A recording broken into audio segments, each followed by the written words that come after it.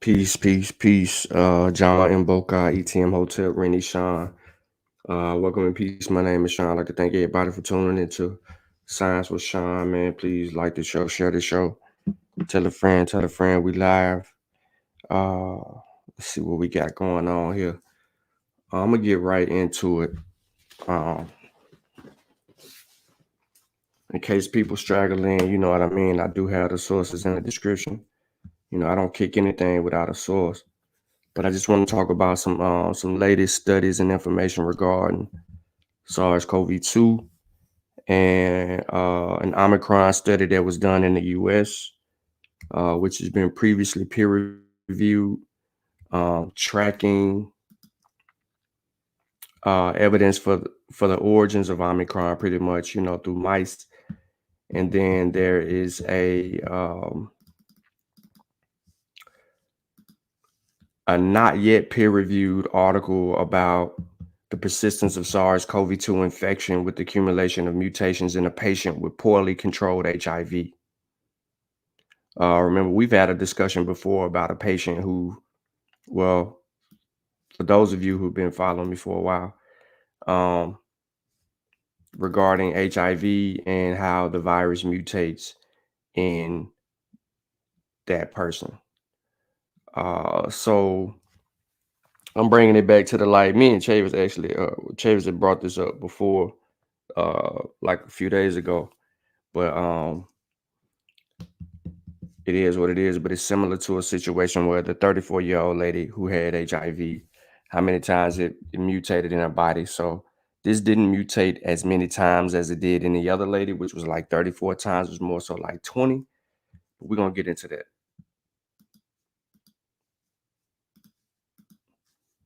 All right. So first, I want to start with the peer review article regarding the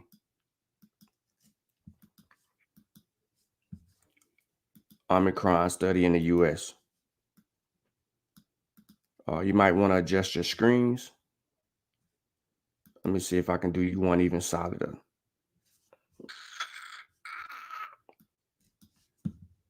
I'll delete that in a minute. Here's the full screen.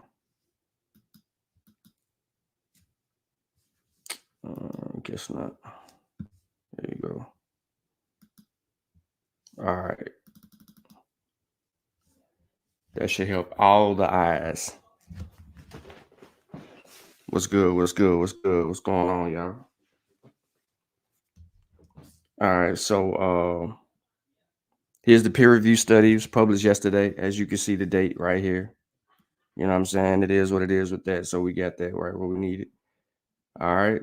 And I'm going to get directly into it and let's go. So within only 3 weeks after Omicron variant was first identified among the Houston Methodist patients, this variant rapidly took over and became the cause of a majority of new cases. By contrast, the Delta variant took about 3 months to reach the same milestone after initial detection.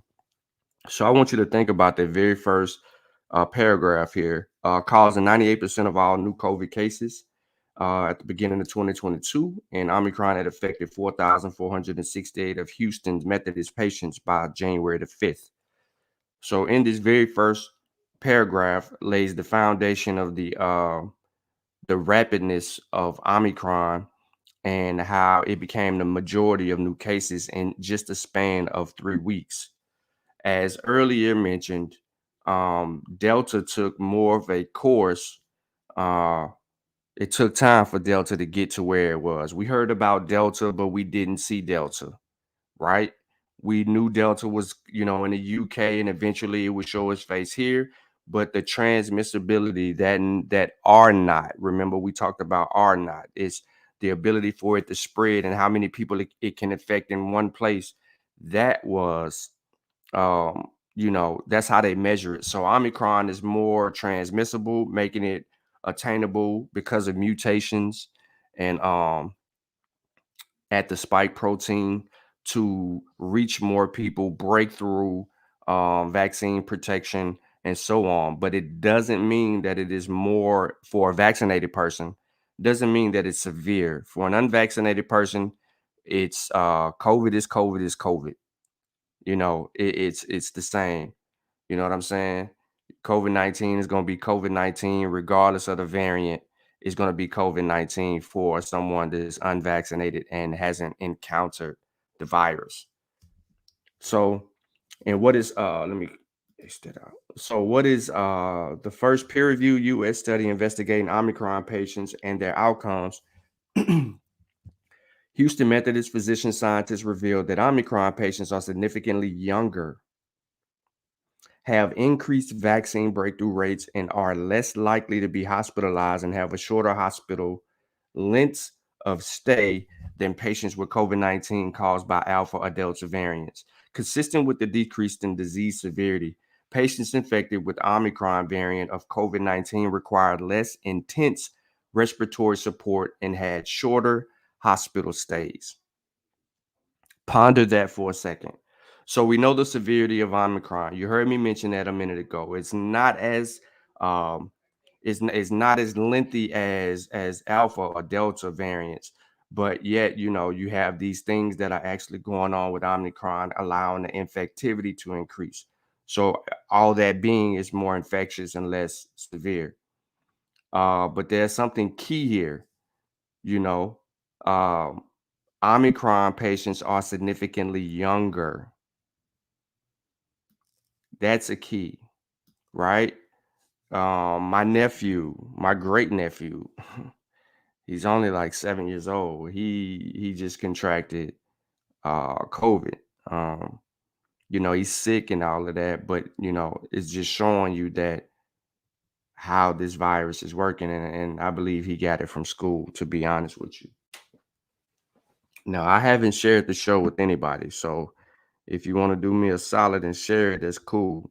If not, then I understand. But um, there's some pertinent information, and I know you might be in the Jews in West Africa or whatever, because I think Brother Garfield is live. But it is what it is when it comes to that. All good. Catch me on the replay. All right.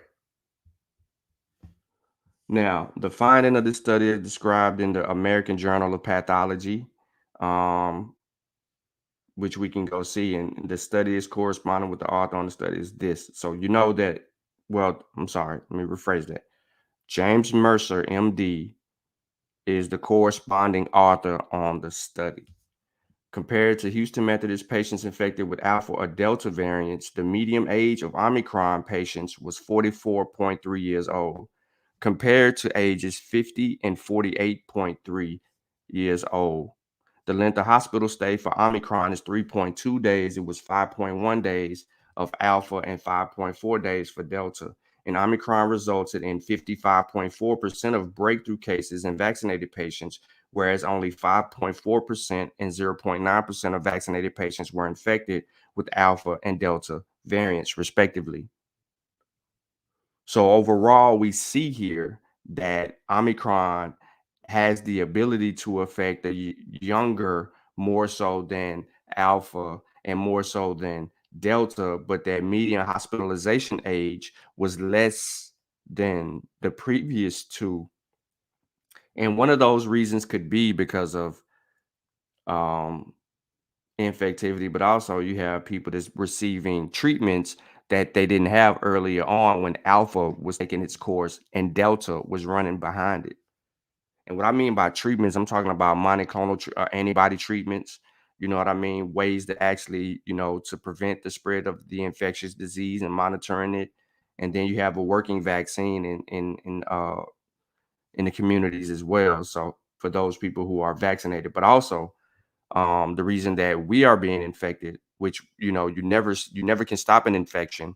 We just have more of the population vaccinated. So when you see a number like 55.4%, you can't let an anti-vaxxer or someone say, see, 55% of the people who vaccinated got no. This is dealing with this particular study at this particular hospital regarding this amount of people that you want to deal with. So remember, we have to go back for those. We're talking about Omicron had affected 4,468 68 of Houston Methodist patients. So you cannot allow them to fudge up the numbers, misrepresent the data, and then draw people out. All right. So, as of mid January, the researchers have also identified 3 patients with the BA2, which is the stealth Omicron variant, which requires whole genome sequencing to distinguish it from Delta and the original BA1 Omicron strand. These were the first 3 stealth Omicron cases discovered in Texas. So, if you're unfamiliar with that, what they're calling the stealth variant has 3 more mutations than the regular Omicron variant. So they calling it the stealth variant. And there may be 2 other variations of uh, Omicron subvariants. Now, Houston Methodist has one of the largest, most comprehensive SARS-CoV-2 virus genome sequencing studies in the country, analyzing genome of every positive COVID sample identified through our Houston Methodist Hospital to get ahead of the virus and detect mutations that affect patient outcomes, such as causes of more severe disease or detrimentally impacting treatments and vaccines.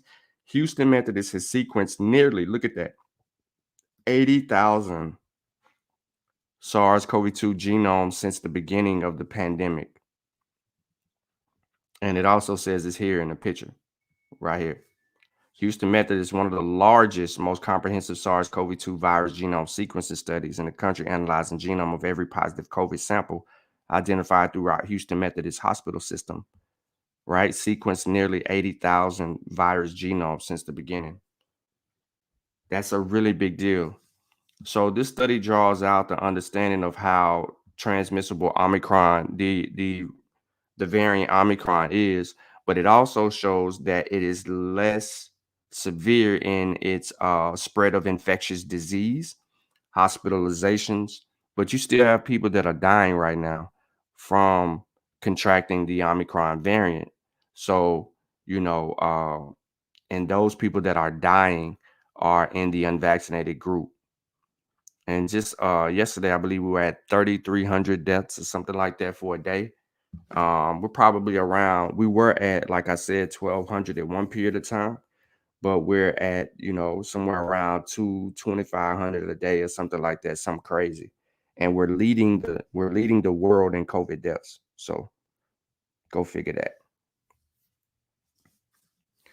So that is the first published US study. All right.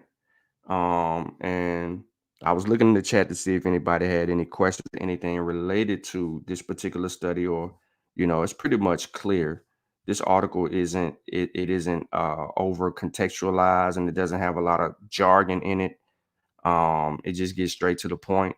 And I think, pretty much that was a good read for that and the climate that we're in. So I want to move on to the next perspective, and I'm gonna bring this up on PDF as well so people can really see it without all the graphic colorings and all that stuff in the background. All right, so this also published. Now notice everything that we're looking at was published yesterday. All right, those at high risk for severe COVID often least likely to get monoclonal antibodies. This is a big deal, because in order to receive treatment for monoclonal antibodies, you have to be within a gap period of an early detection. And that early detection, man, is critical. Critical. Because you can transfer, and I'm using the word transfer loosely, but you can transfer over into a severe state very fast.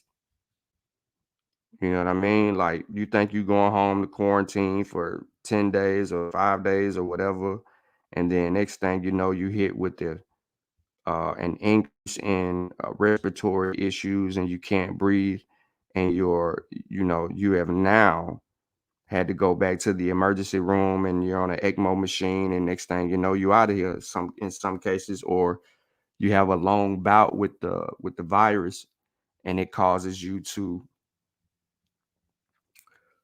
really be at odds with everything that was going on. What's up, everybody? I see you, Joe Smosu, Tech, Storm, Peace from West Africa, Nunu, and Rondé. What's good? Teddy and Jew. So let's get into this. And as you can see, it's only when you PDF it like this, it's not really long of an article. So that's why I did that. So people over the age of 65 at the higher risk for severe COVID have often been less likely to receive monoclonal antibodies, a highly effective treatment for the disease, both across within the U.S. states, according to new research co-authored by the researchers from Harvard Chan School of Public Health. So in an analysis published on the 4th by JAMA, right? Here's our source, JAMA Network. Monoclonal antibodies should first go to patients at highest risk of death from COVID. That's the rule that has been established in the earlier onset. So once they found monoclonal treatments, right, that could prevent death, those who are at highest risk of death, they receive the treatment first. If you're not at the highest risk of death, you're not going to receive that treatment first. So I think that is still prevalent and that is still relevant and that should still stay the case. However, it says, but the opposite happened. The healthiest patients were the most likely to get the treatment.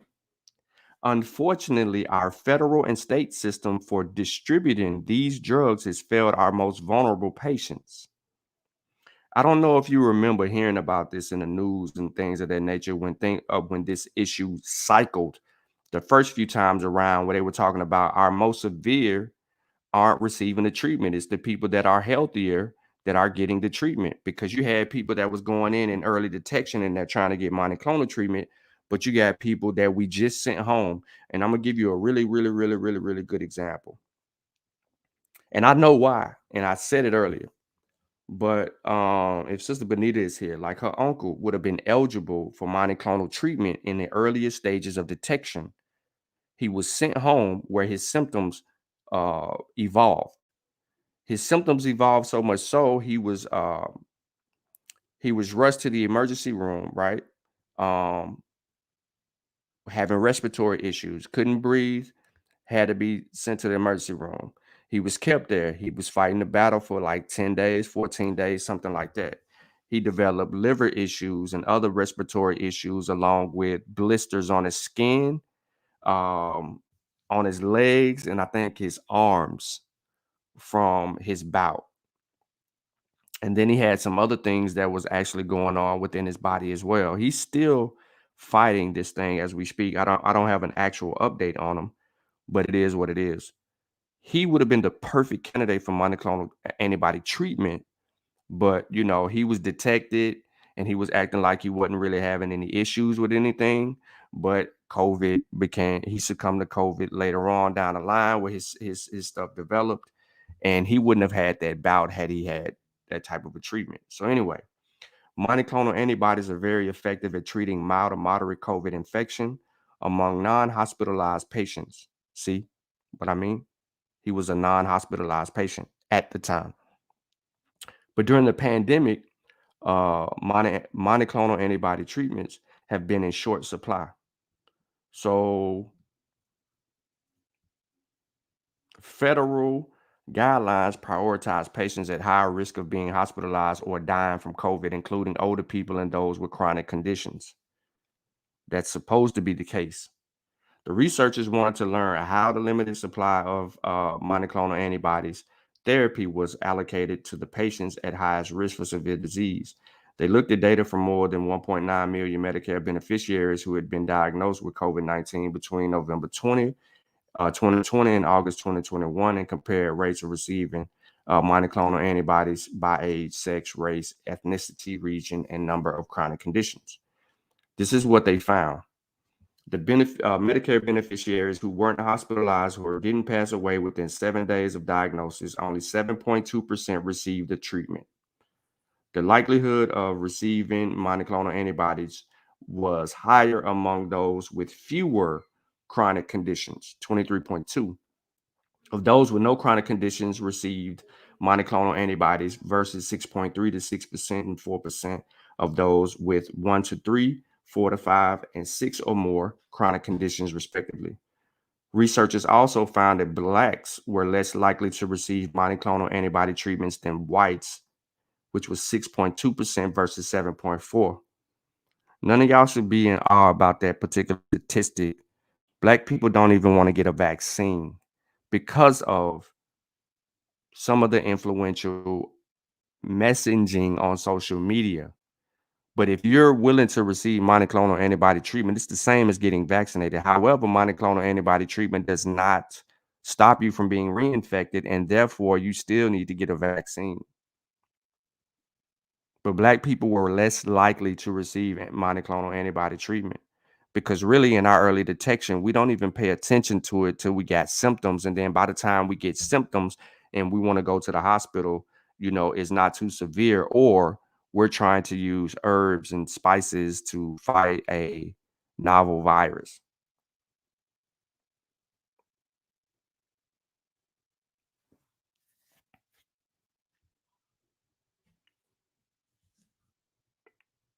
Sutek said Robocop. In addition, there were significant differences among states when it came to monoclonal antibody treatment. For example, Rhode Island and Louisiana administered monoclonal antibody treatments to the highest proportion of non-hospitalized patients with COVID-19, 24% to 21%, while Alaska and Washington administered the lowest portion, 1.1 and 0.7. Southern states had the highest rates of monoclonal antibody treatment therapies, 10.6% of beneficiaries, while states in the West had the lowest, 2.9%. Speculating as to why monoclonal antibody treatment therapy often failed to reach the highest risk of COVID-19 patients, the researchers said it was possible that higher risk patients have had difficulty navigating the multiple steps needed to receive monoclonal antibody treatments, from receiving a timely diagnosis to referral and scheduling infusion within 10 days. As for differences among states, they suggest that monoclonal antibody supply may have been low or less used by clinicians in some regions in the US. Dr. Barnett says we need new approaches to prevent these inequities from happening again, with newer treatments on the horizon. If you want the actual JAMA study, when you go into the article and go down to the bottom, there's the link to the JAMA study, and it's exact. So, what y'all think about the whole notion of Black people being less likely to receive monoclonal antibody treatments? What do you think is the driving force behind that?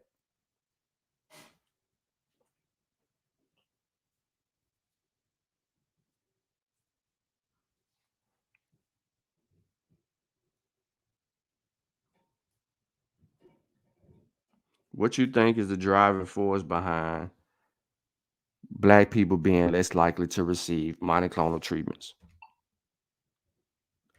Do you think that we get infected and we know that we got infected and we just don't want to do anything about it?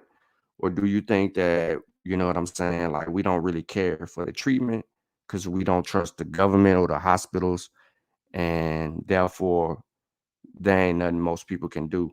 Or do you think that we really don't care what they have to offer? We can just deal with the symptoms, smoke a little weed, and then keep it pushing.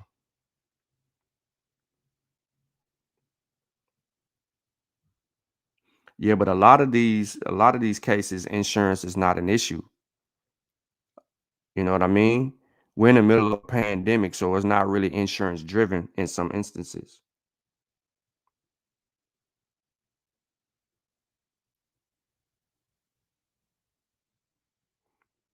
And I would say, I see Judy, you saying the insurance or a lack of seeking medical attention. I'm gonna say yeah, the lack of medical attention, but you do have cases where you, like, for instance, you have, especially in the Black community, you got those like general hospitals or things of that nature, but people don't trust those hospitals for treatment or anything like that, so they don't go to those particular hospitals.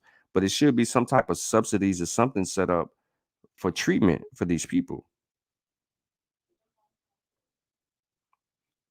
We are not privy to the information also, so we gotta know how to ask the right questions. Yeah, I agree with that, Juju. I agree with that wholeheartedly. Let me put that on the screen because people might not be able to see the chat. So I want to drop what you were saying. She says they better have some insurance and lack of seeking medical attention. Also, we're not privy to the information. And she said we got to know how to ask the right questions.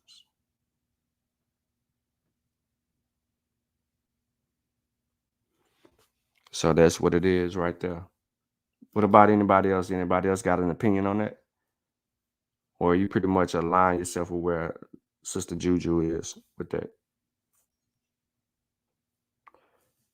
Teddy says, we don't trust the medical treatment. We rather use quack treatment. Sister Juju says a deprivation of information. Hmm.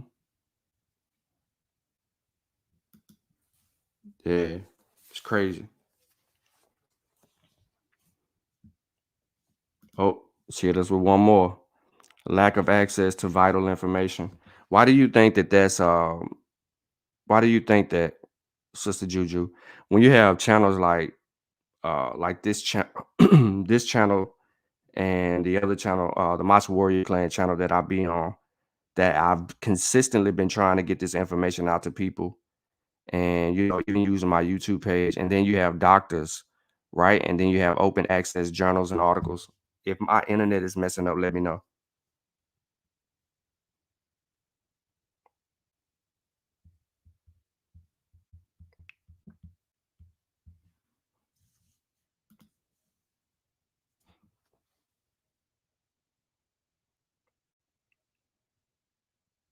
So yeah, let me know.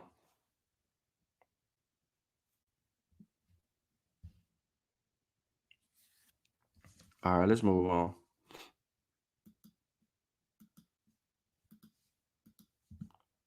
All right, one more for the streets.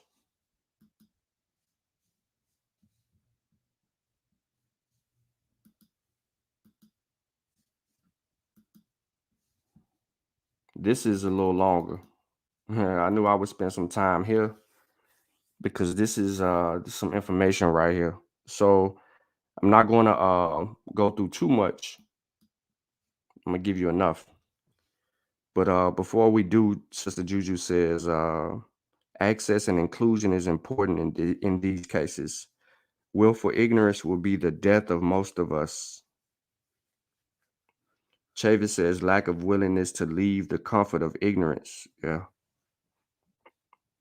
that's true. All right, so scientists set sights on long game of SARS-CoV-2 evolution. As you can see here, Omicron and Delta is in the image, and then the two Omicron variants. Red is Delta, blue is Omicron variant, and then the subvariant uh, is purple.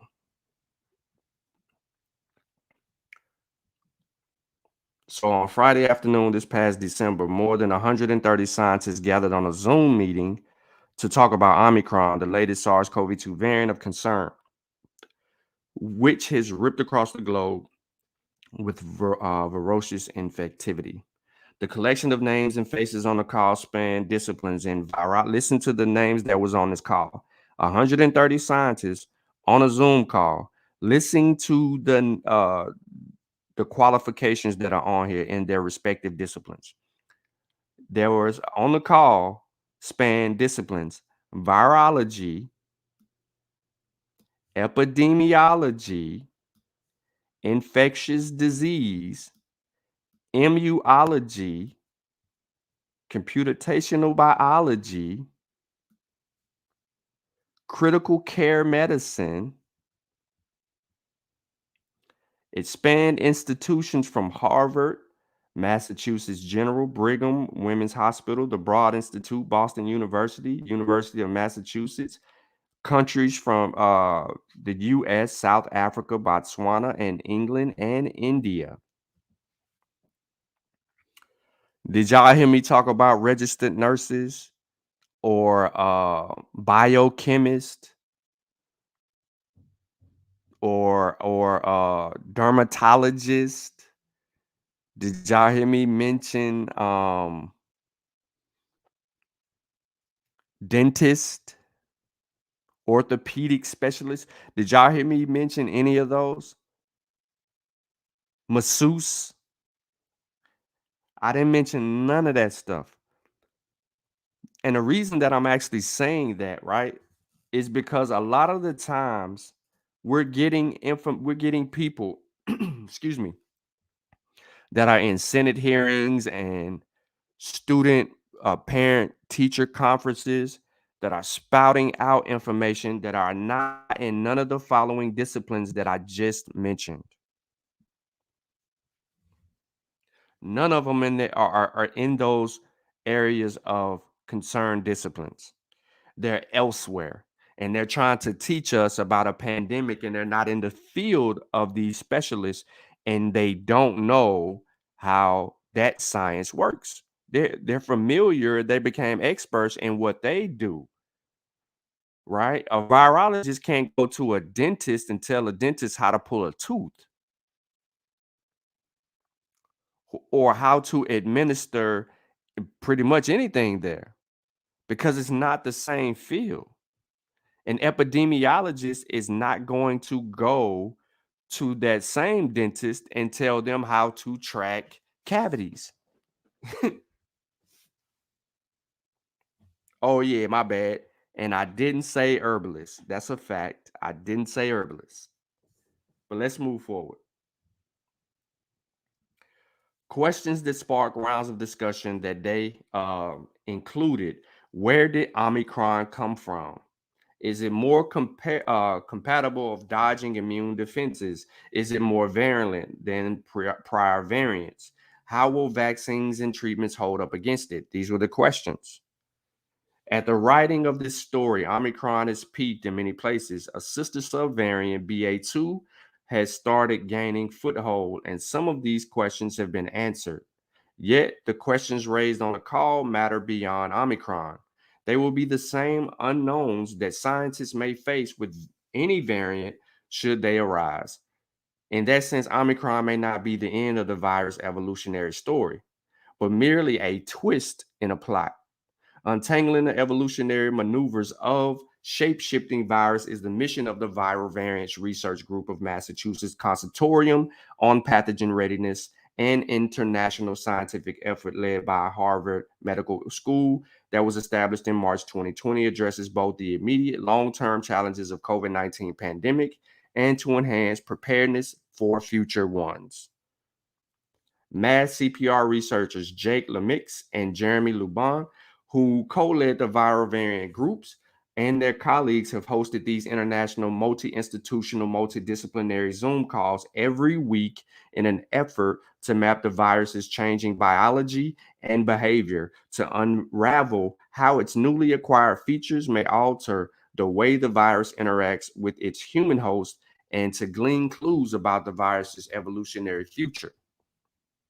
So every week they've been on these Zoom calls, 130 scientists.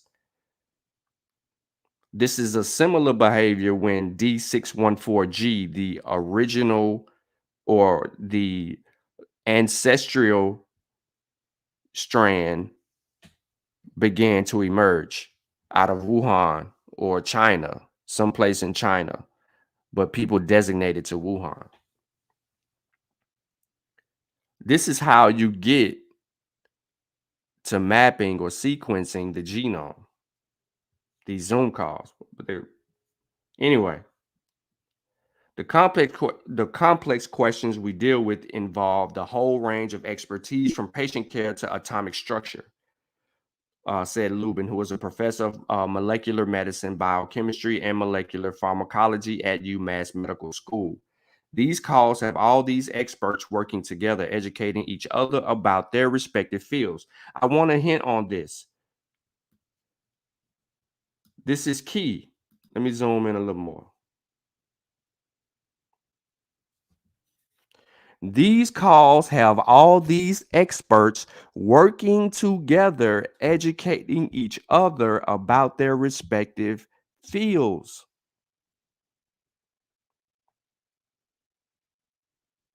We don't get this with these other people that have an agenda.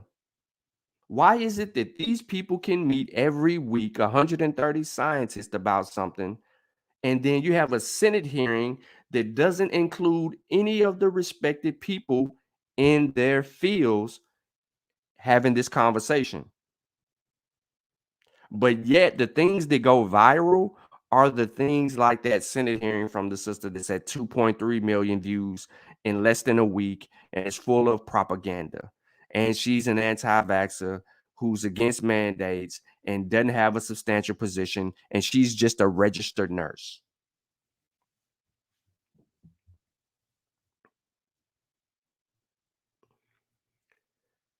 Mongo. I heard somebody sent me a screenshot. I shouldn't say I heard, but someone sent me a screenshot of you asking that on another platform. You didn't get an answer to that question. And to be honest, I actually have information regarding your question that I actually sent to Chavis to get him to actually do just that. So what you're asking, we already got the sources and information for. However, I don't know if Chavis is going to take the responsibility in being able to have that conversation as he deemed it. Oh, you want the weed expert to have this conversation. And I don't know if he's still tuned in, tapped in, and listening, but I tried to get him to do that like over a week and a half or so ago, or whenever we actually had that conversation. And oh, okay. Well, that will explain it. But just to give you a small breakdown, bro. Um, this CBD related thing is an encouragement in the research working with the treatments to help prevent severe disease.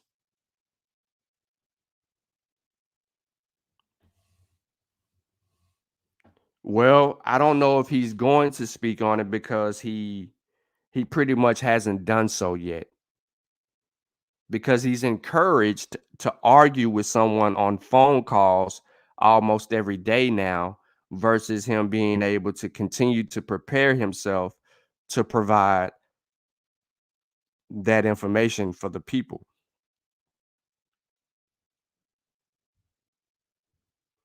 Now he's saying his bad, he forgot.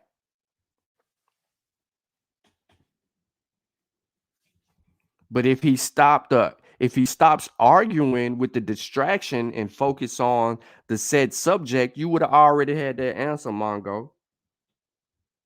I know that answer because I provided it to him. I also provided it to my brothers in the Mossy chat too. So, I don't know. People don't read these days, I guess, or look to read what's being administered to them, I would suppose. I'm not blaming everybody. I'm just. Anyway, the pandemic has brought the community together in very concrete ways, and some of that will probably remain long after, said Lemieux, who HSM director in medicine and infectious disease specialist is Mass General. The barriers to working together across labs, across institutions, across geographic regions are much lower than they have ever been. Broadly speaking, overreaching questions for the group are: how will the virus evolve? What will the consequences be? What can we do about it? So let's deal with the first question. How will the virus evolve? Before I say anything to you about how the virus will evolve per the article, I'm going to just kick a little science off the top of the dome. So, this virus will evolve like all other viruses. As long as we have viable hosts, adaptation and mutations will continue to exist. The virus could get to a period of control which would mean it would be less likely to evolve if it can't find a viable host.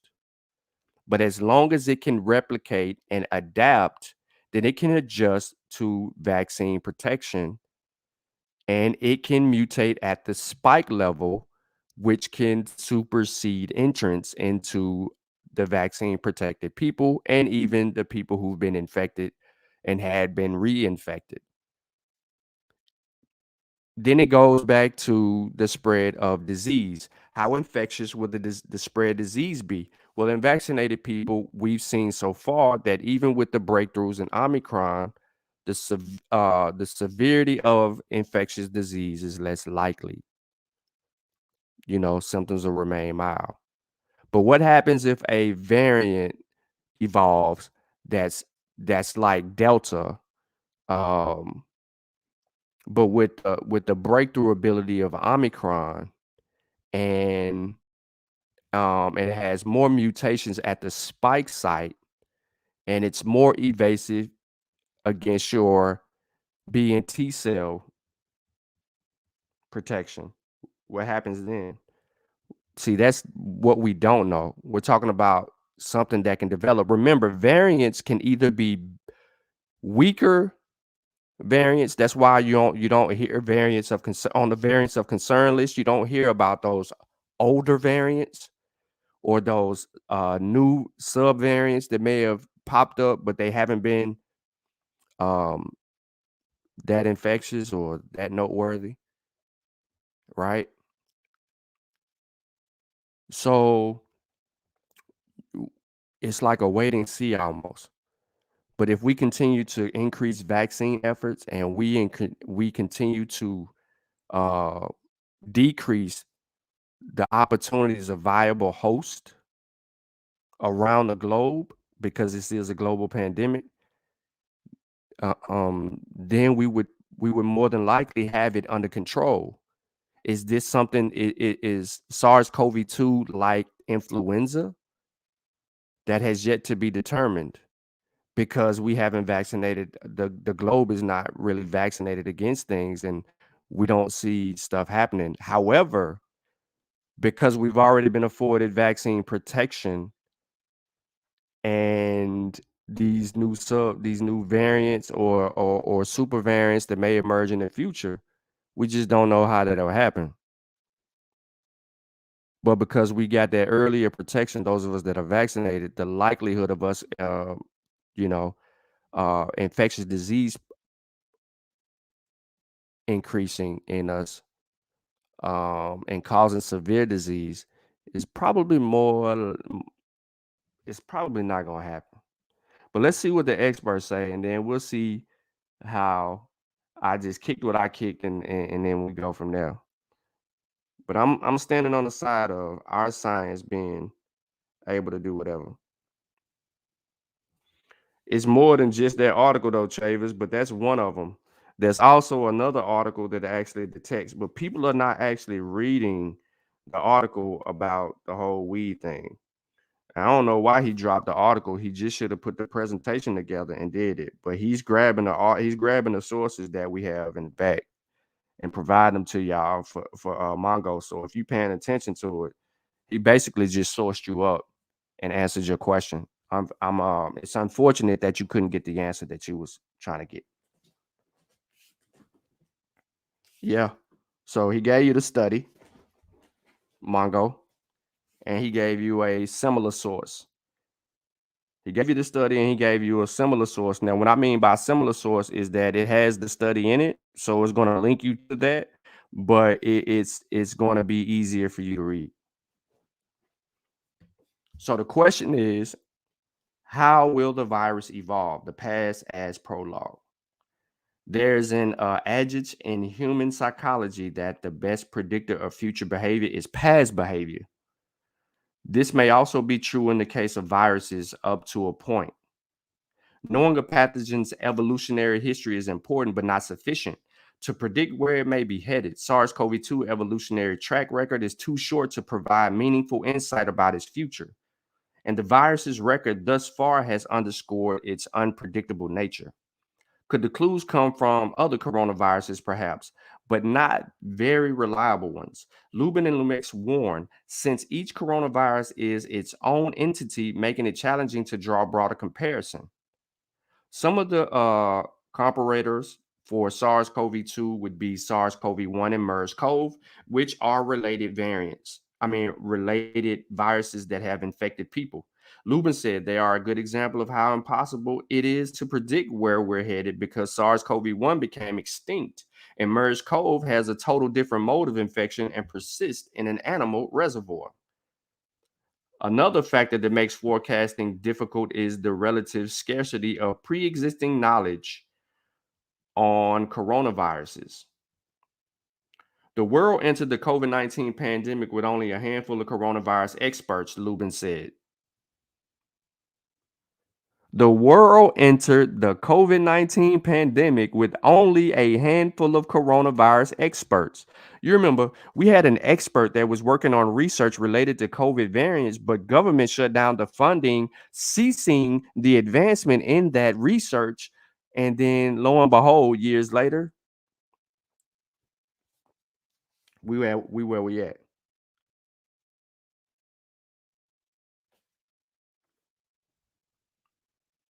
Interest in this field, as well as research funding for it, peaked in the mid 2000s after the first SARS outbreak, but quickly waned thereafter, leaving the scientific community with some serious blind spots. One of them turned out to be SARS CoV 2's propensity for mutation. Mutations are a normal part of virus life cycles. See where I'm going? See, I kicked it to y'all already, but they're going to bag me up. They occur when a virus makes copies of itself. Many of these mutations are inconsequential, others are harmful to the virus itself, and yet others may provide it with competitive advantage.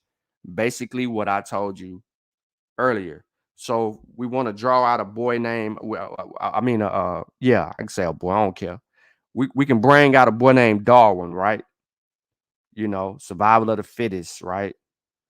This whole notion of this whole evolutionary process, this natural selection, right?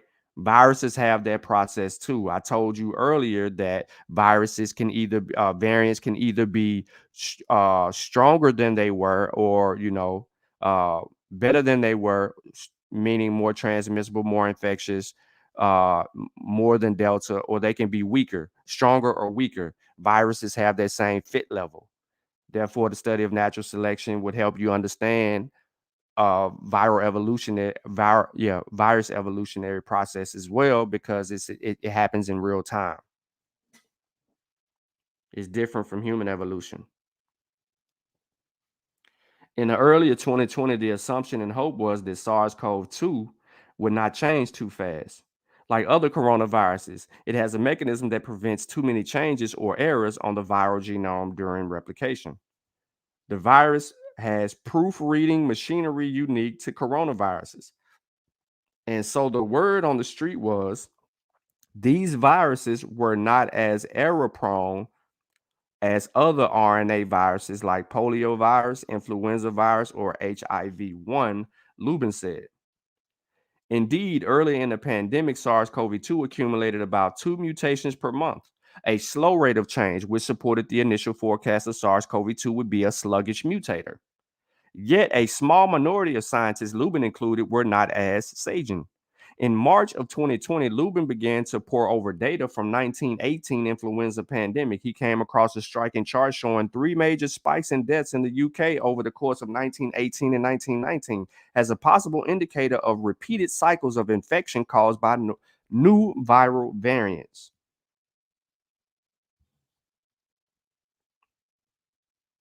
Lubin went back to the Spanish flu, pulled out information regarding that pandemic, and said, look, here are spikes. Something happened within this framework of a year. We have 3 spikes. We can predicate those spikes on mutations based on our who's in the field. What field of study is going to help answer this particular question? Epidemiologist, tracking viruses, viral variant activity in the human in the population. They're going to do that. So could this be where we are headed with SARS-CoV-2? Lubin wondered. He posed a question to influenza experts and epidemiologists around the world. You see how I get there? Man, when you've been studying something so long, you know who they got to go lean to get answers to the questions that's asked.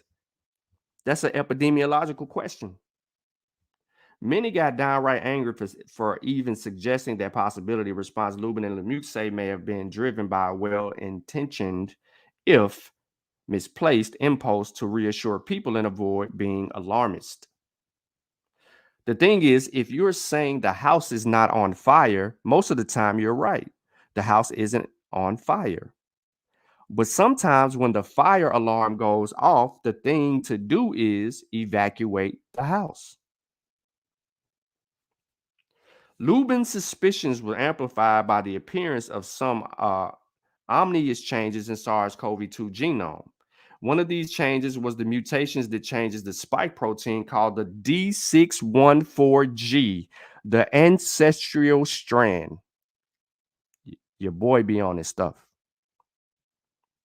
You might not like me, but I be on my stuff. You might not appreciate the way I attack your stuff, but I be on my stuff. Ain't no cockiness. It's just the fact that I know that when I come on, I'm edifying people that are dependent on this information because I'm trying to save people's lives. So it's serious.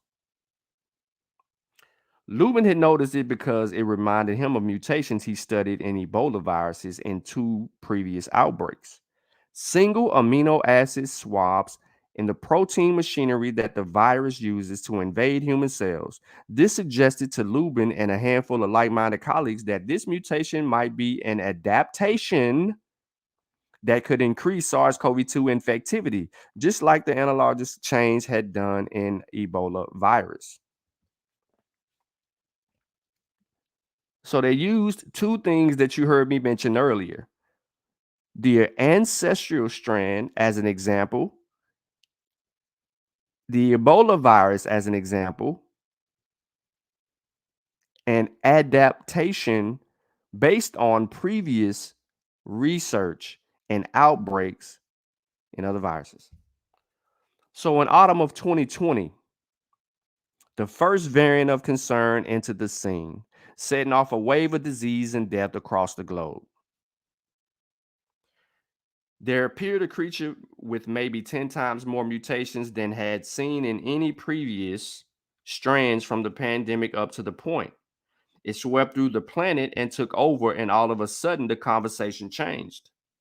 Since then, new variants have emerged: Beta, Gamma, Delta, Omicron, and the cycles of infectious hospitalizations and deaths have continued. Not unlike the waves of death during the 1918 influenza outbreak that captured Lubin's attention. And I want to go back to a point that I made in 2020. I told everybody in 2020 that this pandemic was worse than the Spanish flu. And people argued with me on Facebook and YouTube that this was nothing like that because the deaths wasn't there. The number of deaths wasn't there to support it. And I told them, I said, look at the technology that we have, the communication efforts that we actually have, and the fact that we have better healthcare systems today than we did in 1918, and a better surveillance system than we did back in 1918. And we still was like at 200,000, 300,000 deaths at that point. People didn't see another 600,000 people dying, and we're damn near about to, we by the year end, we could be at 1 million COVID deaths. And we're talking about an additional 300 to 400,000 additional deaths, and we got a damn vaccine to prevent that death. So from the point of vaccinating people, right? So let's get out of 2020. Coming into the end of 2020, there was 400,000 deaths. In January, there was like a spike in about 100,000. If I'm not mistaken, I can stand correction. I think it was like 100,000 deaths in January, between January and February, something like that. By the time the vaccine was being administered, deaths had slowed. There was a curve in deaths because we had a viable vaccine and people was getting the damn vaccine. This meant that, right, not only was the vaccines working and curbing, But it gave us an opportunity to say, all right, so before the vaccine, we had X amount of deaths. Everything from that point on, I'm literally listen to me. Everything from May 2021 on, any deaths from May 2021 and on. So let's just say June 1. So deaths from June 1 up until today was preventable. I'm going to say that again. Deaths from June 1 until today on were preventable. And some of those deaths in May were preventable. And in April, they were preventable. Let's keep it cool. Let's keep it cooking. So this has become a pandemic of variants, Lemieux says. They emerged, they identified, and they are characterized in humans and in animal models. Monoclonal antibody therapies are now customizable to variants, and eventually vaccines might be calibrated to variants. It's crazy to think how far we've come and how much the pandemic is variants, Lemieux says. Some clues about the virus's evolutionary future may come from Omicron's past. While the provenance of Omicron remains a matter of scientific speculation that will likely never be resolved, researchers have four origin theories that apply as much to Omicron as to previous variants of concern. What this means is that any of these origin mechanisms could also give rise to the next variant. This is sounding a lot like what I said to y'all like 5-10 minutes ago. The first theory revolves around keystone mutations that may have enabled other mutations to accumulate. Lubin describes these as mutations that by themselves may not be all that sufficient for a variant's transmissibility, but may be critical enablers of important mutations. Case in point, the ancestral strand is a keystone mutation. Without it, alpha, beta, and gamma variants would not have occurred. Such keystone mutations have and will likely become a permanent feature of the viral evolutionary, Lubin said, and could lead to the emergence of new variants. A second hypothesis posits that for the past 2 years, Omicron may have flown under the radar with mutations accumulating undetected in parts of the world where diagnostic tests, genomic sequencing, and vaccines are not widely available. That possibility exists for any future variants. You peep the second hypothesis that Omicron was circulating in other places where vaccines were not available or treatments. And it could have just been sitting there waiting to expose itself. This is why people said that they went to Africa and they were in the Congo and they came back from the Congo and in the UK, when they entered back into the UK and they got tested on their way back coming from the Congo, the emergence of Omicron existed. A third possibility is a spillover, and y'all already know what they mean by spillover, from humans into animals and then animals back into humans. But let's see what they say. A third possibility is a spillover event from a human into another animal host, where SARS-CoV-2 replicated and acquired a constellation of genomic changes before it leaped back into what? A human host. Your boy be on his ish. Go on and hate. You ain't got to tune in. I see we lost a couple of viewers. It's okay. It's all right. It's okay. Y'all can't answer these people questions. It's okay. Yet another scenario emanates from the work of HMS, Jonathan Lee. Last year, Lee described a case of an immunocompromised patient who was continuously infected with SARS-CoV-2 for 5 months. Throughout the infection, viral evolution and major mutations were ongoing in the patient. Since the milestone report, other researchers have reported similar cases of viral evolution and mutations in patients with chronic SARS-CoV-2. Lemieux and Lubin note that many of the mutations that emerged in alpha, beta, gamma, and delta, and Omicron have previously noted in individuals with chronic SARS-CoV-2 infections and thus unable to clear the virus. In a newly published commentary, they say these chronic infections could offer a preview into future variants and should be regularly mined for emerging mutations. Mongo, before I say anything else going forward and going to the next question, I want to deal with what Mongo was saying in the chat. So, Mongo, he says, thanks, Chavis. That article answered my question. I'm going to read a few more articles when I get home from work today. Thanks again from one pothead to another. But Mongo, we've been sitting on that source for a while now. So when I seen the screenshot, I didn't hit you up on Facebook and say anything to you about it.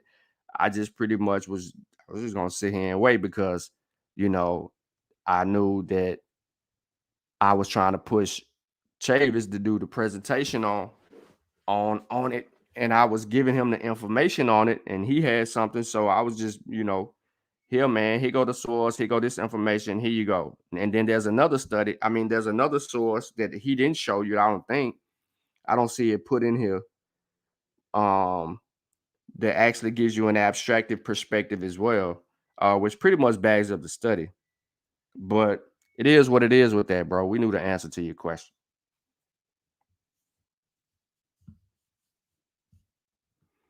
What will the consequences be?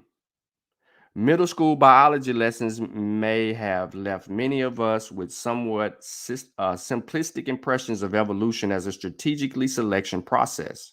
But in truth, evolution is often chaotic. The future makes it challenging to predict the evolutionary trajectory of a pathogen. I think anybody who has an overreaching theory that applies in all cases is likely to be wrong. Nature is not simple. There are many different types of hosts, many types of reservoirs, and many events that are not easily predicted by models. Anybody that is my Facebook friend, I specifically gave you another reservoir, potential reservoir, that you should have paid attention to earlier on in the pandemic. My Facebook post talks about waste, water surveillance, poop and pee. You heard me, poop and pee. With this particular virus, because they have detected SARS-CoV-2 in urine, which is different than any other virus because they haven't detected those viruses in other people's urine. That's really not a thought. But they have detected viruses in fecal matters. And because of the poop, wastewaters can give a clear indication of the threat of the virus being circulated at high rates. That's another reservoir. I'm just trying to give y'all a little bit of information one step at a time to give you an idea of how to perceive what these people are projecting. Two major forces of evolution are selection and drift. You've heard this before. Genetic drift, right? You hear these genome experts talking about genetic drift all the time. Now, both of them are subject to randomness and chance. Selection is a deterministic force, but one played out in a probabilistic context where you have something that tends to increase and decrease fitness. But that's not the only thing that determines whether it's passed on. There are a lot of chance forces. Genetic drift, on the other hand, is a representative of random forces in evolution akin to luck of the draw. If a mutation gets lucky and it just so happens that it occurs in an individual involved in super spreading event, that mutation in a sense was lucky because due to chance alone it got passed into a large number of people. That's why they call that drifting of this particular case what it is. I love the way that was actually explained because that's not over people's head and people can understand it. They call genetic drift lucky because when it comes to viruses, because it was just a chance. An infected person just so happened to go into a concert with 30,000 people and get busy. This is why researchers can't say that the pandemic is going to play out one way or another. We don't know and probably will never know what's going to happen. It is not like we have a source of viral variants that we can just monitor and see what's coming. We live next to this volcano that we can't see, and we don't know when it's going to erupt.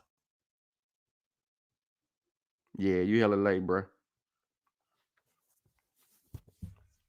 Yet, even within the context of uncertainty, there are some scenarios that are often more likely than others. One and highly unlikely one is that the virus could just peter out into the extinction. Notice how they say it can just peter out into extinction, but that's highly unlikely. But yet they still leave it on the table. It's similar to the cause of concern with people saying, how did this pandemic jump off? Was this virus created in the lab? And then they make those assertions, but that's highly unlikely because of the genetic makeup of this particular virus having straight natural evidence on it at the mutation sites, at the spike sites, all of that. For the virus to disappear now, it would have to vanish independently from every place around the globe in every reservoir. Think about that. If the virus disappears, it would have to do it on its own. We have no control over making a virus disappear. It's got to do it on its own, independently. Lemieux added that this is not likely to happen unless there's some new vaccine technology that all of a sudden induces sterilization immunity, which is possible, but I don't think it's on the horizon in the next couple of years. Another scenario involved the state of immunological equilibrium between virus and host. Support for this notion comes from history of SARS-CoV-2 most distant evolutionary cousin. Four common human coronaviruses that have circulated for centuries are endemic and infect most people by the time they reach 18, causing mostly mild infection. These human coronaviruses are older than SARS-CoV-2, youngest and most closely related SARS-CoV-1 and MERS. We don't know where these coronaviruses came from. Were they always there, or did they appear and wreak havoc initially like SARS-CoV-2 has? This is pure speculation, Lubin added, but it is plausible that these four viruses at some point in history jumped into people and caused a lot of damage initially before reaching a state of equilibrium. Could SARS-CoV-2 be headed into that direction, Lubin says? There's a historical precedent in virology for this scenario. Long-term mutations could also be a factor of time. As each new generation gets vaccinated or encounters the virus early in life, humans may build long-lasting protection than those who first encountered the virus as adults. It is unclear how long immunity to SARS-CoV-2 lasts. Right? These are questions that we're still trying to get answers to. But history offers some examples that age at initial encounter could be a decisive factor in the longevity of the immune memory.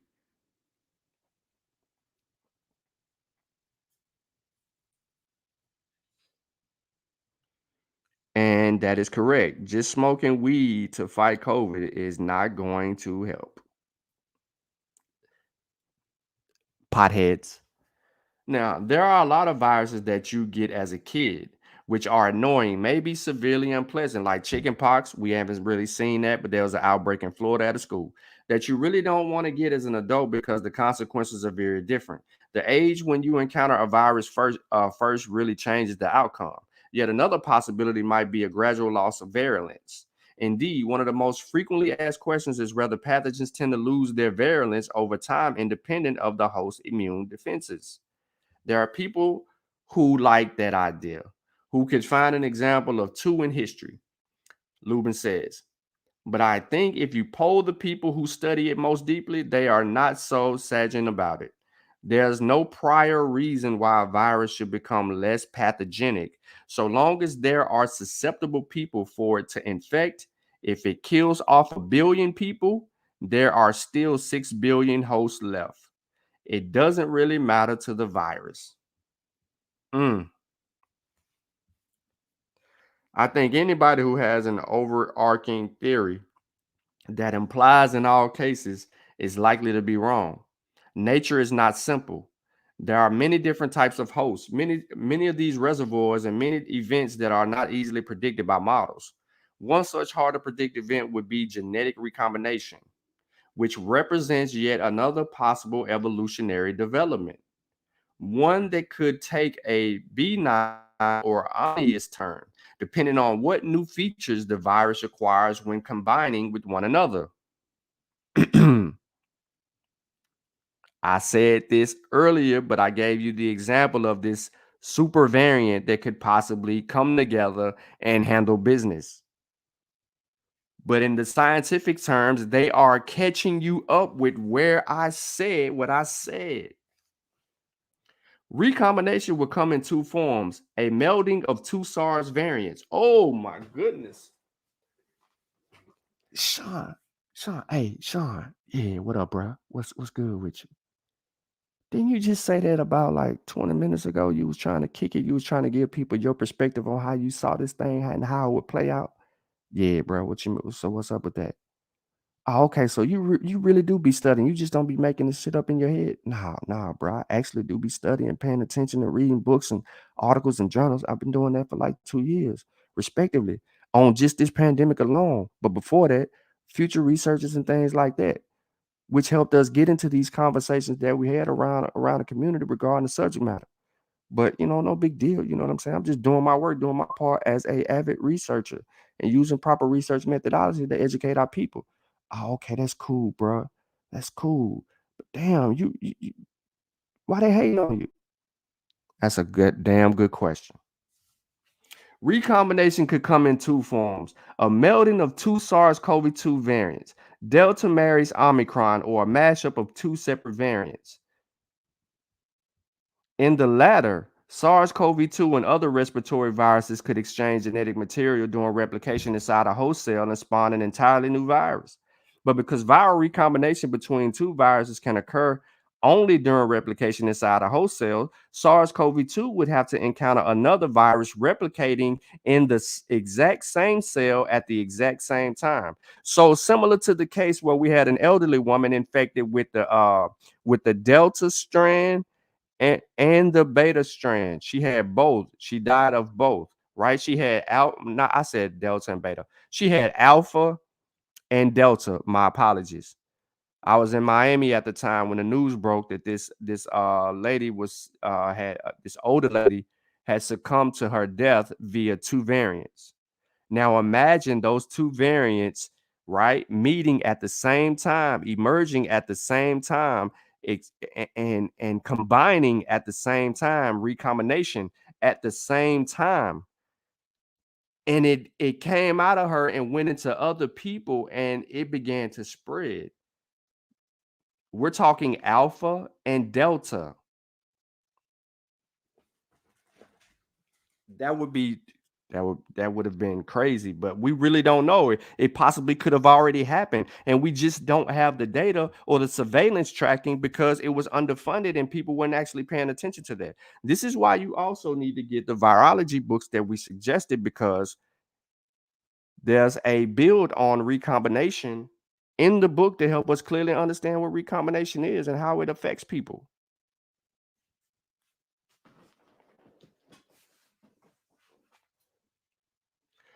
Under another scenario, virus and hosts would reach a truce with periodic waves of widespread infection and spikes in disease severity. Given that SARS-CoV-2 has an endless reservoir of possible mutations and therefore new variants, there may be periodic eruptions and infections, but the degree of pre-existing immunity would keep most people mildly infected and not at the hospital. The impression we are starting to get is that the immunity to stay out of the hospital and to stay alive may cross over many variants. We have that data.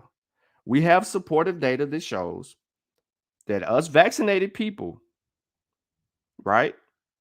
And even some unvaccinated people who've previously been infected have gained some type of protection against hospitalization and death in some instances. And so it has crossed over different variants, but we don't know about future variants. Much of the data we have suggests that is going to be the case. What pre-existing immunity does not appear to do is completely prevent any symptomatic infection. The evidence that we have today, ladies and gentlemen, is that immunity does not appear to do is completely prevent any symptomatic infection. That means vaccinated, that means unvaccinated, that means you've had COVID 5 times. Oh my goodness. You don't think that that could happen to you? It can, and it will, as the virus evolves, adapts, and mutates. Because natural infection, the problem with natural infection is that it doesn't train the immune system to recognize the spike. So it's always going to have a high probability of you being reinfected by something if it has the mutations at the particular sites that's necessarily needed to evade your immune system. I think we're going to see a trend toward more of a seasonality, a virus that has a lower impact on humans when it does flare up. But I think it also likely there will be flare ups because of changes in transmissibility or immune escape or other things.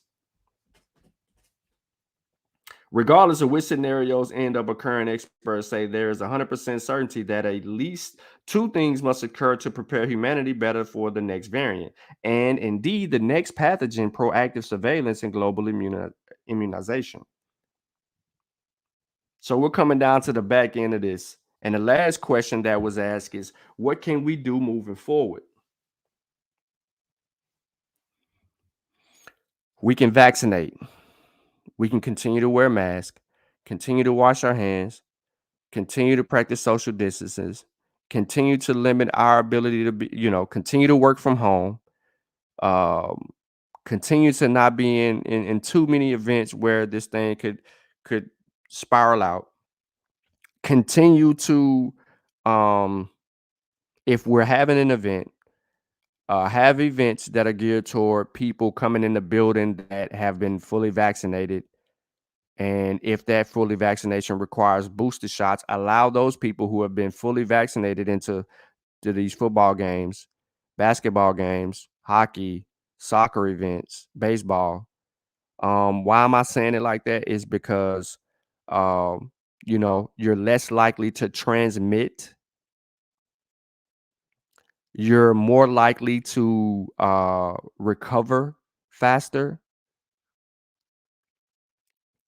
and your clearance is there.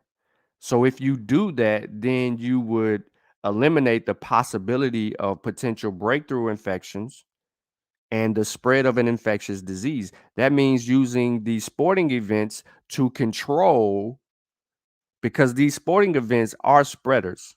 These concerts are spreaders. These clubs are spreaders. These lounges, these smoke lounges, y'all on that hookah thing now. Y'all done turned black people done turn into Indians now. You know what I'm saying? So y'all into that type of stuff. Doing that would help. This is just me kicking my side. But let's go on. It says, even in the context of such great uncertainty, there are knowns, meaning there are steps that scientists and policymakers can take to minimize damage from even at least favorable scenarios. Nobody knows where SARS-CoV-2 is headed, but the one thing that we do know is for sure is that as long as there are unvaccinated people, oh man, we back to what Sean said earlier again. Damn, I hate that dude. Variants with new clinical properties are possible and may plague us for years to come. The first thing Lemieux said is to do more sequencing of viral samples to monitor the genetic diversity of SARS-CoV-2 and detected emerging mutations, something the world has gotten better at, with many countries now sequencing large proportions of samples in real or near real time. Second, look at the data. There's something the viral variant group is doing every Friday, looking at the data and asking what's on the horizon and what should we be worried about. But effort must go beyond sequencing and trend analysis. There's an urgent need to develop a systemic early warning system that would analyze surveillance data and identify genetic lineages that are more transmissible. More importantly, such a system would serve to predict transmissibility of new lineages as or before they emerge. One such example is a model based on work co-led by Lemieux, Fritz, Umbrier, Pardis, Sabit, and Broad Institute. The model called the Pi R knot. You see that? The Pi R knot. Built using the probabilistic programming language Pyro, uses machines learning to analyze all the sequencing data gathered worldwide to gauge the relative transmissibility of variance across regions and across space and time. The R knot is a big deal. Mongo says the Toronto Raptors arena was empty the other night. They're not playing, not no large, yeah, no large crowds. They're going to control it. Everyone else around the world is doing these things.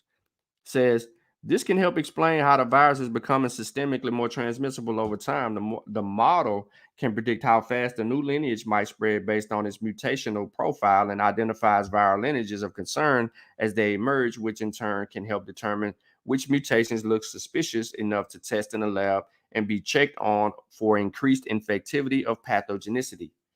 Such an approach can give a relative ranking of variants of concern so that scientists can identify emerging ones that seem to prevent faster than others and certain ones that are likely to die out.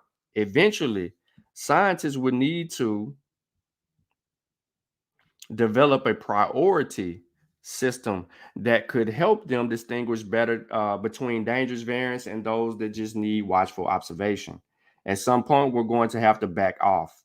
It's going to have to be a transition where sequencing becomes a part of the toolkit, but we're also don't overreact to everything we find when sequencing.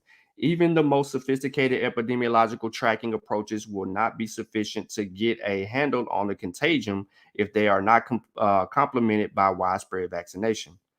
To achieve that, it is critical to ensure equitable global access to vaccines in a way that allows the synchronous immunization of large swaths of the human population over a short period of time. Viral variants arise from mutations that can occur under a variety of scenarios, but a large number of immunologically naive hosts are the versus ultimate playground and fountain of new mutations. Vaccines, which boost host immune defenses and prevent or minimize viral replications, offer a critical tool to deprive the virus of opportunities for mutation. The more people are vaccinated, the less chance for the virus to find and exploit non immune hosts for its own advantage. Nobody knows where SARS CoV 2 is headed, Lubin said, but the one thing that we do know for sure is that as long as there are unvaccinated people, variants with new clinical properties are possible and may plague us for years to come. As the public health maxim goes, no one is safe until we are all safe.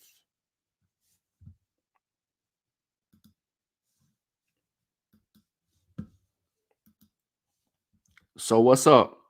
What y'all think about that? He said they only let in 1,000 people. That's big facts. They must have been fully vaccinated and got booster shots. Teddy said Sean P versus Sean Science. Sean was boy, you crazy. What y'all think about that, man? They posed three great questions in that article, right? Three great questions, and set out to answer those questions. And they said these questions often come up in their meetings between 130 scientists. They are: how will the virus evolve? What will the consequences be? And what can we do about it? Those are the questions.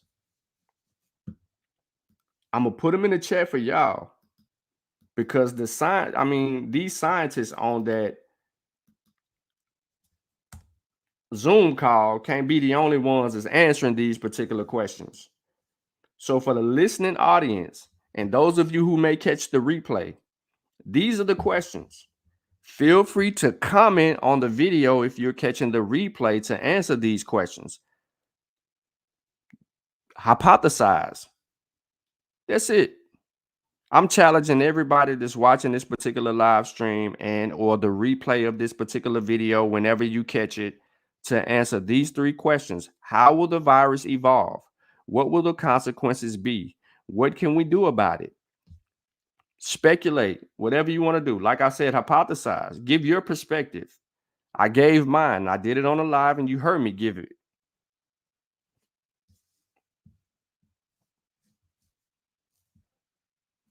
Teddy says they need to go door to door, vaccinate these unvaccinated folks. They did that in the past. They did that with the what they called AKA nigger itch, or otherwise known as smallpox. And since you brought that up,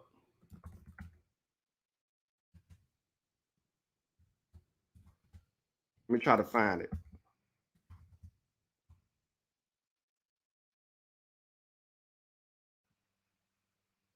Let me see if I can I thought I had this somewhere.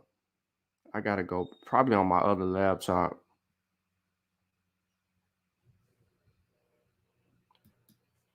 All right, I got the NPR article. I found it in my notes. All right, so let me since I want to deal with what Teddy has said, and I want to bring this up to what Teddy said. So this, if I play this, it's 38 minutes, and I don't want to give it 38 minutes to play this, but I do want to, and I'm gonna get this to y'all if y'all care. But this is how things change the rules. So it says historian Michael Weirich was planning to write a book about the civil liberties in the aftermath of September 11 when he stumbled across an article in the New York Times archives. It was about a 1901 smallpox vaccination raid in New York when 250 men arrived at a Little Italy tenement house in the middle of the night and set about vaccinating everyone they can find. They were there were scenes of policemen holding down men in their night robes while vaccinators began their work on their arms. Weirich tells Fresh Air's Terry Gross inspectors were going room to room looking for children with smallpox, and when they found them, they were literally tearing babies from their mother's arms to take them to the city pest house, which housed smallpox victims. The vaccination raids was not an isolated incident. As smallpox epidemic swept across the country, New York and Boston policemen conducted several raids, and health officials across the country ordered mandatory vaccinations in schools, factories, and railroads. In Pox, in American history, Wilrich details how the smallpox epidemic of 1989 and 1904 had far reaching implications for public health officials, as well as Americans concerned about their own civil liberties. 110 years ago, let me zoom in. 110 years ago, vaccination was compelled by the state, he says, but there are no effort taken by the government to ensure the vaccines on the market were safe and effective. We live in a very different environment today where there are extensive regulations governing the entire vaccine industry. At the turn of the 20th century, explains Wildred, there were little to no regulations governing the pharmaceutical industry. Many of people were forced to receive vaccines most of the time against their will. There was one episode in Middlesboro, Kentucky, where the police and a group of vaccinators went into this African American section of the town, rounded up people outside this home, handcuffed the men and women, and vaccinated them at gunpoint. It's a shocking scene and very much at odds with our daily held notions of American liberty. People infected with smallpox were also quarantined against their will in a large isolation hospital called Pest House.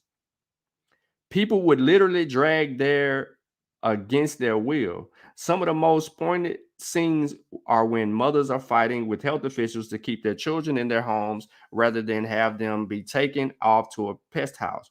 People at the time rightly associated with pest house with death.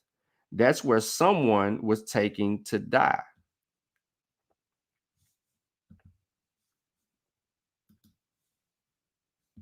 So I'm not going to give you the whole gist of this. Um, this was to speak to Teddy's point about going to people's houses and vaccinate. They did that once before. If you have not ever read this article or seen it on my page or Bobby mentioning it somewhere else, there you have it. It's right there in the chat for you. If you're watching the live stream again, I'm gonna pull it back up. You basically can type in how the pox epidemic changed vaccination rules and look for the NPR article. If you got 38 minutes to listen to it talk to you if you're driving, or if you have an opportunity to read it, it's probably not 38 minutes if you read it yourself, but it is fairly long. And it's there. And there you have it. That was just to go with the example of what Teddy basically said. So to move on a little bit, and I'm not going to harbor on this long at all,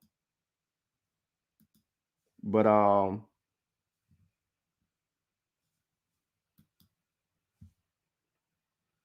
this source is also in the description of the video. I'm switching it over to a PDF.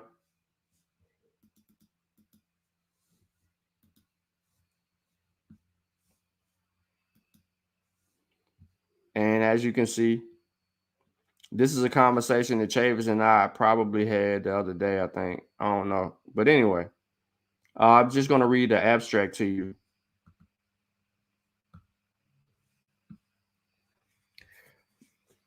And I'm not going to get too much into this. The rapid accumulation of mutations in SARS-CoV-2 Omicron variant that enabled this outbreak raises questions as to whether its proximal origin occurred in humans or another mammal host. Here we identify 45-point mutations that Omicron acquired since divergence from the B11 lineage. We found that the Omicron spike protein sequence was subjected to stronger positive selection than that of any reported SARS-CoV-2 variants known to evolve persistently in human hosts, suggesting a possibility of host jumping. The molecular spectrum of mutations, i.e., the relative frequency of the 12 types of base substitutions acquired by a progenitor of Omicron, was significantly different from the spectrum for viruses that evolved in human patients but resembled the spectra associated with the virus evolution in a mouse cellular environment. Furthermore, mutations in the Omicron spike protein significantly overlap the SARS-CoV-2 mutations known to promote adaptation to mouse hosts, particularly through enhanced spike protein binding affinity for the mouse cell entry receptor. Collectively, our results suggest that the progenitor of Omicron jumped from humans to mice, rapidly accumulated mutations conducive to infecting that host, then jumped back into us, indicating a interspecies evolutionary trajectory for the Omicron outbreak. In short, we infected the mice then infected us. That's what this is projecting here, based on evidence identified at 45-point mutation sites on the Omicron variant. So you can read this for yourself, and you can get into the specifics, and it'll help you understand a lot more.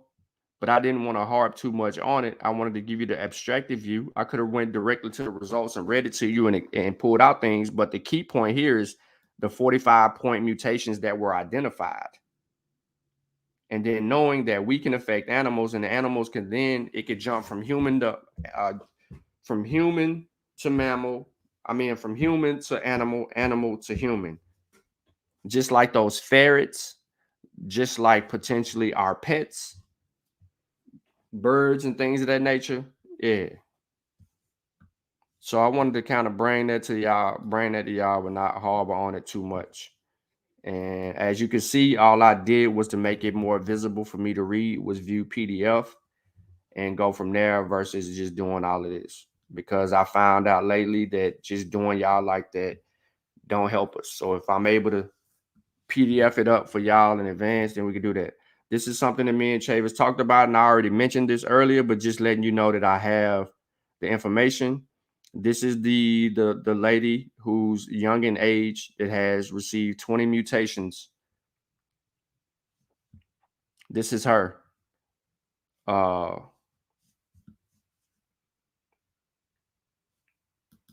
me go back.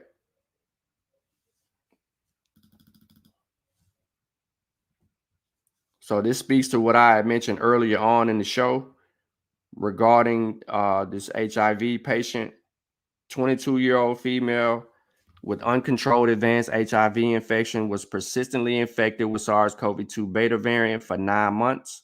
The virus accumulated 20 additional mutations. Antiretroviral therapy suppressed HIV and cleared SARS-CoV-2 within 6 to 9 weeks. An increased vigilance is warranted to benefit affected individuals and prevent the emergence of novel SARS-CoV-2 variants. So this is a preprint that has not yet been peer reviewed. So we will elaborate more on it once it has been properly vetted, and we'll deal with what we need to deal with from that. So yeah, it's not the first time, ladies and gentlemen. Yep. Okay, Chase. I just subscribed to your channel. I'll be looking out for your presentation. Yeah, he gonna be look any presentation that he gonna be doing. To be honest, it's gonna be getting that work on Coffee Pie Side TV. So if you're not subscribed to Coffee Pie Side TV, you need to do that, because that's what Chave is gonna do his marijuana presentation in COVID-19, cooking up marijuana and SARS-CoV-2. What up, Sid? Said, I used to tell anti-vax homies they've never referenced this point because it saved lives. Yeah, facts. It saved plenty of lives. That's why I gave y'all the article, because that whole pox epidemic back, man, where they were forcing going in there and do that, it saved plenty of lives.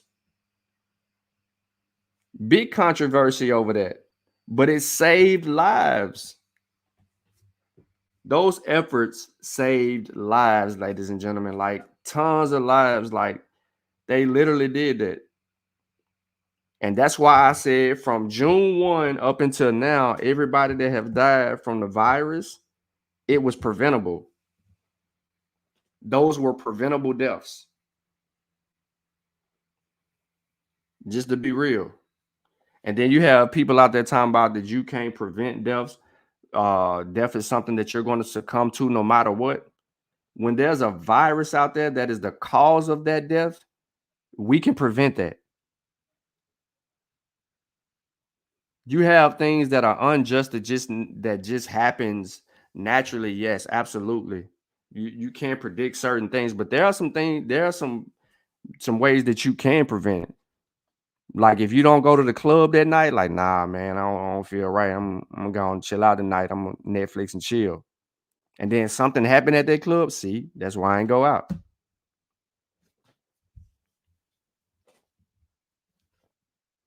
No, it might not have been the best approach, bro, but they were, listen, when they found out that, all right, so let me tell y'all the true meaning behind it. When they found out when the white people at that time found out that they can get the nigga itch, because they deemed it the nigga itch. When they felt like that they could get the nigga itch by any means necessary, they were vaccinating by any means necessary.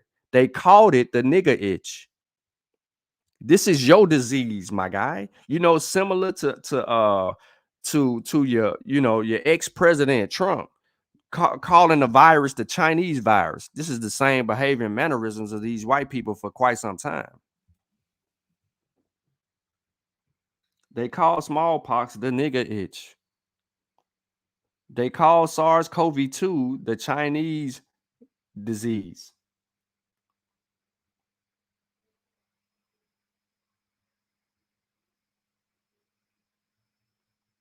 Ponder that. Think about what I just said. But these white people have a bad history. It's Black History Month.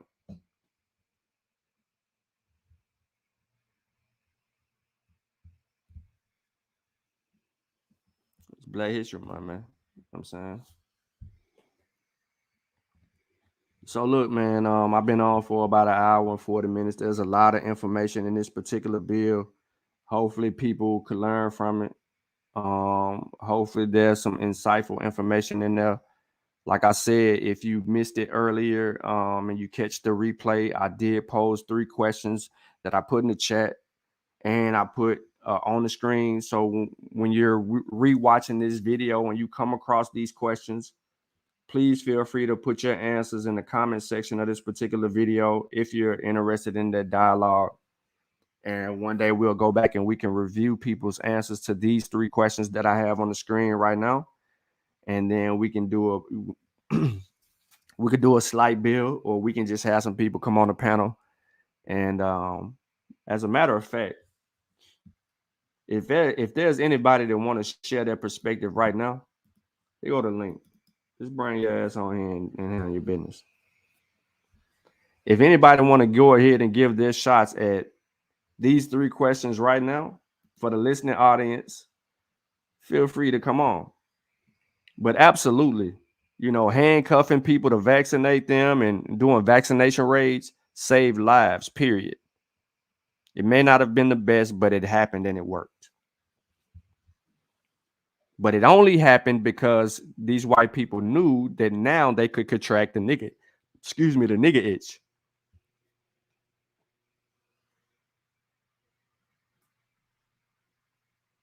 And that was a reality for them. But if nobody don't want to come on, man, then I'm gonna put on my Under Armour gear, jogging pants and hoodie, and go get me about 1.5 miles in. Nah, he ain't pulling up. He ain't pulling up. He mad. He had to. Don't nobody care. Oh shoot. I'm supposed to be having a meeting.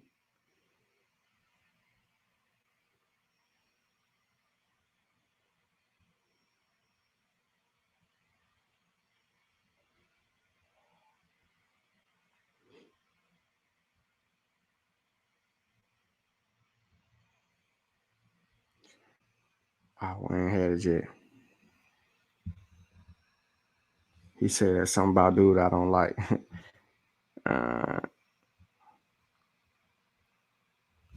But yeah, man, it is what it is right there, man. So yeah, it's freezing outside. But see, that's the thing about it, is that I hadn't really been running too much. I kind of chilled on my running because of the temperature. I let myself succumb to that. I used to run when it was real cold, like right now, like 20s, stuff like that. I dress in my Under Armours, then I put on my jogging suits, and then I put on a little mask, and then I go run. You know what I mean? And I did that last winter. I ran all last winter, and then last winter and the winter before that.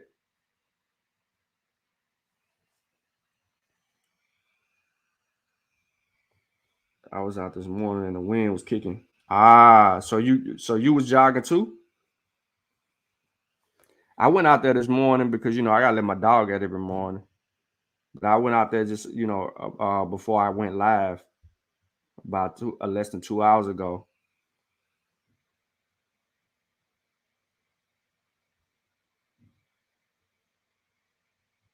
He said he saw a bird catch a cab. That boy crazy. Okay, that's what's up. But yeah, I think that I need to move my legs. I need to move my legs. Like I got to get that blood flowing again. Like, you know what I'm saying? I ain't been running in a minute since it's been too cold. And I ain't going to no gym. You feel me? I ain't going to no gym because I ain't trying to have no breakthrough infections. I don't want to be around them people that ain't vaccinated. Now, if the gym rules was you can only come in here if you've been vaccinated and had a booster or something like that, I would go back to the gym and get on a tread. But since the pandemic jumped off, I canceled my membership and I stopped going to the gym because I would just pull up at the gym and get my 3 miles in on the treadmill in about, you know what I'm saying? I try to do it in about 35, 40 minutes because I just be jogging. But I was going to try to run, get my legs going in the sense that where I can handle my business. But, hey. Yeah, ain't no gym. I ain't going to no gym, but you know what I mean? I don't have no problem with look, they play football in this type of weather. And as a football player, you know what I mean? I know how to muster it up. But I'm just trying to get my legs going. I just feel like I need to move my legs, burn some calories, get some of that negative energy off me. People say. You said don't go to the gym. Nah, I ain't going to no gym. I'm crazy, but I ain't that crazy.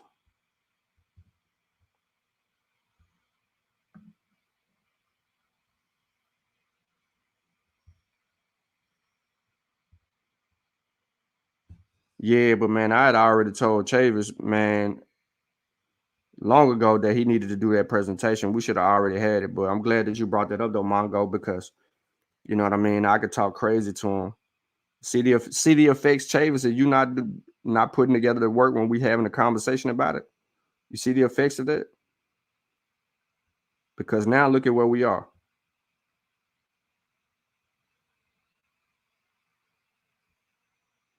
You got people asking questions. They going on other people's platform asking questions for something we already discussed that you should have already been doing.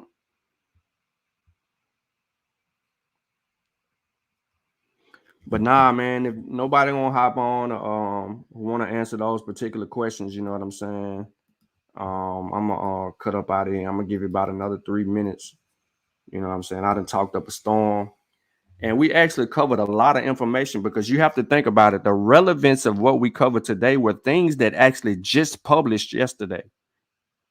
We could have had a conversation about it yesterday, but it just would have extended those things. But we went through some nice work. Excuse me. We went through some nice work. Hmm.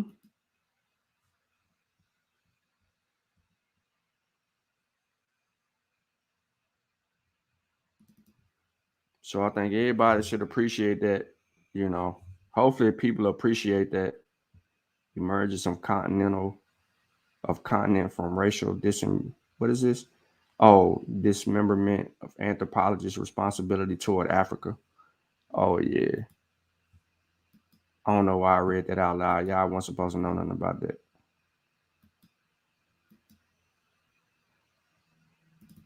What article was this? Primate cognition and the origins of human culture. Insights of anthropology. Yeah. I be studying, y'all, so don't mind me. I just can't kick it. I gotta do my thing.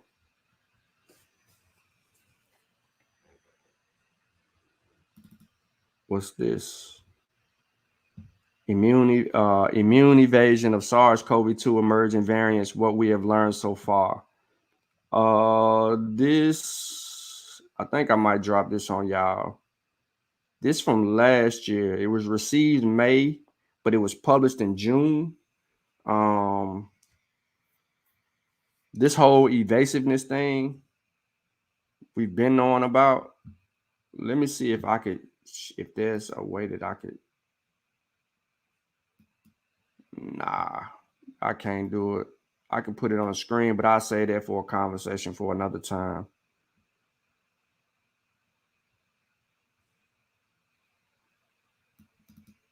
I'm going through looking at certain PDFs that I got. African American physicians and organized medicines. Oh yeah, it's Black History Month. You know what I'm saying? I can come with this. It's Black History Month. But I'm gonna keep that in my pocket too. I got a lot of work, man. Nanomaterials. What y'all know about nanomaterials, man? I'm just going through all my science stuff. Nanomedicines to deliver mRNA, state of the art, and future perspectives. This old though. That's 2020 stuff. That research go far, y'all. I'm telling you. Research go far. Oh, okay, they all right here. Move the trash. I'm deleting the stuff that I had up. Move the trash. 2022. Move the trash. Balad Al Sudan. The 3 questions exercise sounds like a good idea to boost topic engagement. Appreciate that, Brendan. That's pretty much what it's about.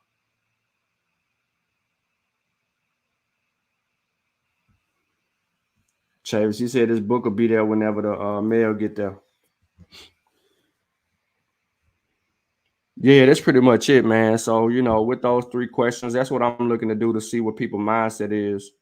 Just advance the discussion. You know what I'm saying? If we're gonna have a discussion about something, let's ask 3 questions and everybody get a perspective on it. And then, we can come back to it to see what science has said. Well, we know what science has said because we got the damn sources, but and we know what I'm saying it like that because 130 specialists on a Zoom call are set out to deal with these same 3 questions. But for the layperson, right, who has no involvement in these discussions, how should we perceive this to be? And what do we know, or what we don't know should come out of how we answer these particular questions? Because if we don't know how the viruses evolve or what we expect it to evolve, then that's one thing we could learn. And then the consequences, what would the consequences be? We could just look at the past. And then what can we do about it? You know what I mean? We should already have some reactionary precautions in place to be able to deal with that. But look, man, it's 1:30 my time central, 2:30 y'all time. Is gonna be what it's gonna be. Uh-oh, yeah, nanotech and emerging technology course. Yeah, you on it, but you always studying though. You be reading and all that. So yeah, I wouldn't, you know what I mean? Wouldn't hold it against you on that course. But yeah, I'm gonna go ahead and get out of here, man, because I am gonna try to see if I can at least get about 15 minutes of running in or something like that. And then you know, we're supposed to be celebrating my son's birthday, which is like Tuesday, the 7th, whatever day the 7th on. But I want to appreciate everybody for tuning in, man. Like the show, share the show, tell a friend, tell a friend. You know what I'm saying? To tap in, subscribe, like the show. But we're gonna keep it going.